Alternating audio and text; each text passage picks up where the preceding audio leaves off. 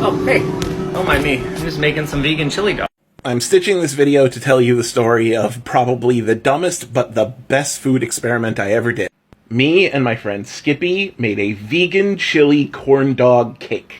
Here's what you do. First, you make cornbread. You make the cornbread basically the same way that you usually would. Big iron skillet, put it in the oven, end up having 2 perfectly circular loaves of cornbread. But you slice up the hot dogs and put them into the cornbread as you bake them, so it bakes them into the cornbread. So cornbread loaf with hot dogs on it goes onto a plate.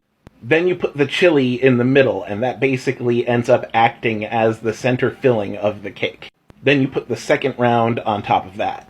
Now here's the tricky part. You take your vegan cheese and you end up melting it down, but you have to melt it down, adding a little bit of sodium citrate to it. Then you have to use some liquid, and the sodium citrate will emulsify the cheese with the liquid. We ended up using beer. All of these techniques can be used for non-vegan food too, but they work just as well with vegan cheese and vegan hot dogs. So when you melt down the cheese and get that emulsification going, it basically becomes this creamy fondue-like cheese. And if it ever cools down, it cools down into a layer that's a lot like American cheese, very, very soft. So you now pour your cheese over the corn dog cake, and it basically hardens into an icing layer. But the icing is made of beer cheese.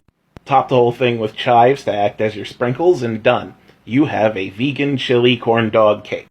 You basically cut it up into slices, and you serve it like you would serve a normal cake. But it's delicious corn chili dogs.